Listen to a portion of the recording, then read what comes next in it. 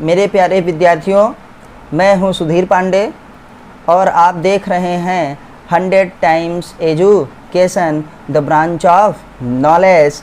तो बच्चों, मैं हूं आपका साइंस टीचर और हम लोग पढ़ रहे हैं क्लास 9th की साइंस का चैप्टर नंबर 2, जिसका नाम है क्या हमारे आसपास के पदार्थ शुद्ध हैं। Is matter around us pure, मतलब जो हमारे पास पदार्थ पाए जाते हैं, जिनको हम अपने आसपास देखते हैं, क्या वो शुद्ध हैं। तो हम लोग बेटा इसका 2 लेक्चर देख चुके हैं।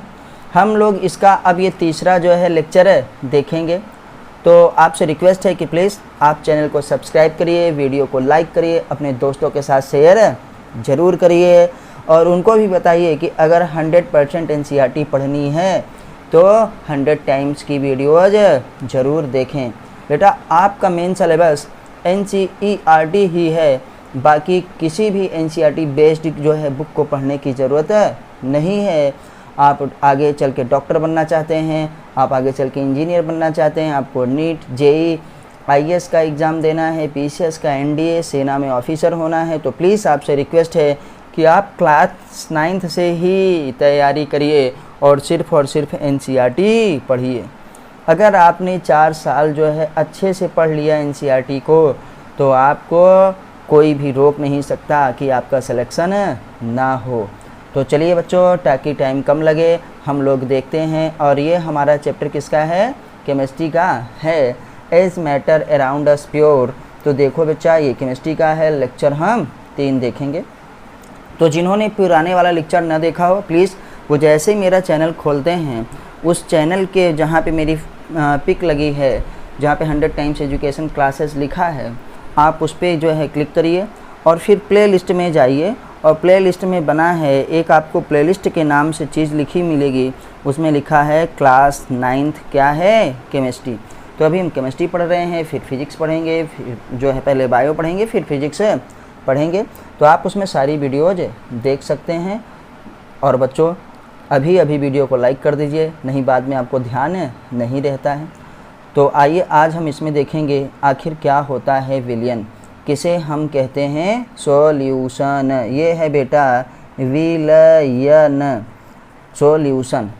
तो सॉल्यूशन क्या होता है? हम लोग सॉल्यूशन में भी देखे हैं कि 2 या 2 से अधिक पदार्थों के समांगी मिश्रण को विलयन कहते हैं। पिछली वीडियोज़ में हम लोगों ने सब कुछ देखा है कि क्या होता है मिश्रण।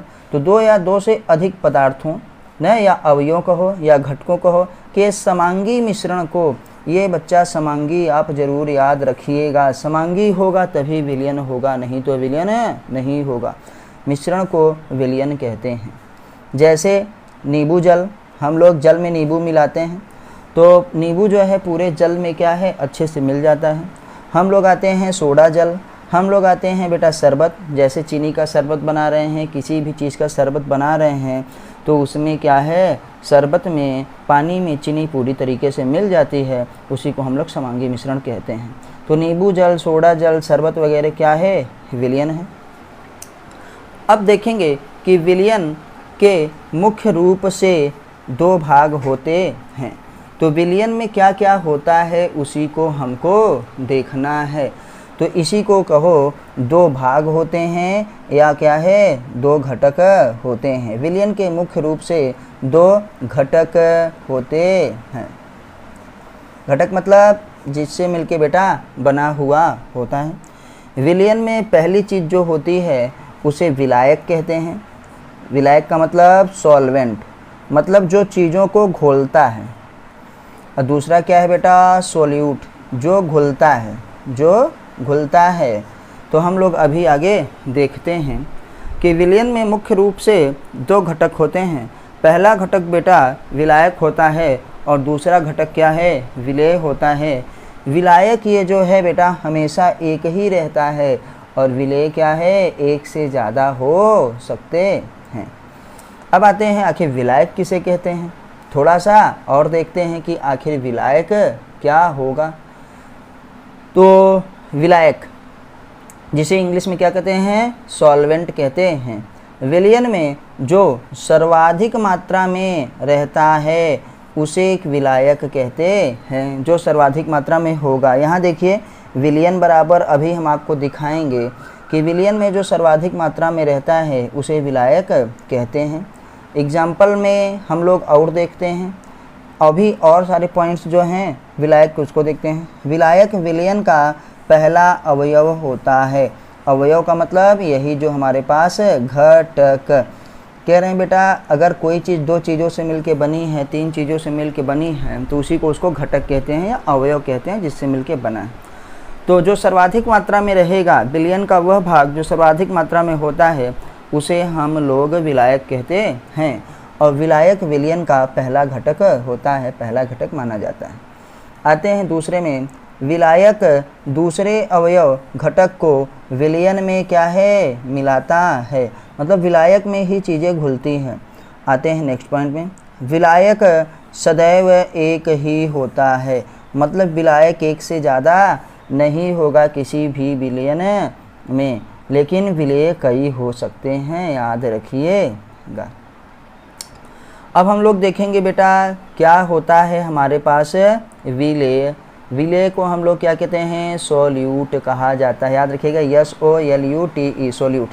विलियन का वह भाग या विलियन का वह घटक जो प्रायः कम मात्रा में रहता है। किसमें, कम मात्रा में रहता है, जो कि विलायक में घुला होता है, उसे विलेय कहते हैं। बेटा पहली बात तो विलेय क्या होगा, कम मात्रा में होगा।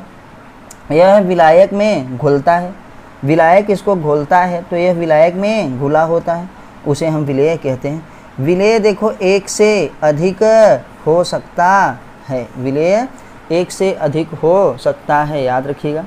तो ये हमारे पास जैसे बना है, देखिए बेटा विलियन बराबर विलायक प्लस है विलेय। तो ये है विलियन, विलियन के दो घटक, ये है विलायक। विलायक को हम क्या कहते हैं, पहला घटक, इसे हम कहेंगे पहला घटक। और विलेय को क्या कहा जाता है बेटा, दूसरा घटक। इसमें तीसरा घटक भी आ जाए, चौथा भी घटक आ जाए, तो वो सब के सब विलायक होंगे। और विलायक केवल एक ही होगा। जैसे मैं अभी लिखूं कि विलायक है पानी बेटा आपका, और पानी में हमने मिलाया जो है चीनी शरबत बनाने के लिए। चीनी के बाद हमारा मन हुआ कि अरे अच्छे खास रिलेटिव आए हैं, फूफा जीजा आए हैं, नींबू भी मिला दिए। चलो, अरे मन हुआ ऐसा करो रसना भी मिला दो, या क्या मिला दो, पुदीना भी मिला दो ना। तो ये बेटा ये जो पानी है ये विलायक है, और इसमें पानी में हम चीनी भी घोल दिए, हम नींबू भी डाल दिए, हम पुदीना भी मिला दिए। तो ये तीन के तीनों क्या है बेटा, हमारे पास है विलेय हैं। तो दो ही घटक होते हैं, तो पहला घटक विलायक और दूसरा घटक विलेय। विलायक हमेशा एक ही होगा। अब पानी डाले हो बेटा, उसमें थोड़ी और ना कुछ डालोगे। अब उसमें जो है आपने चीनी डाला, आपने नींबू डाला, आपने पुदीना डाला, ये सब क्या हो गए, विलेय हो गए। तो याद रखिएगा विलेयन बराबर क्या होता है, विलायक प्लस विलेय होता है। तो बच्चों प्लीज़ वीडियो को जो है आप लोग तुरंत लाइक कर दीजिए, अपने दोस्तों के साथ शेयर कर दीजिए, और क्या है चैनल को सब्सक्राइब कर लीजिए जिन्होंने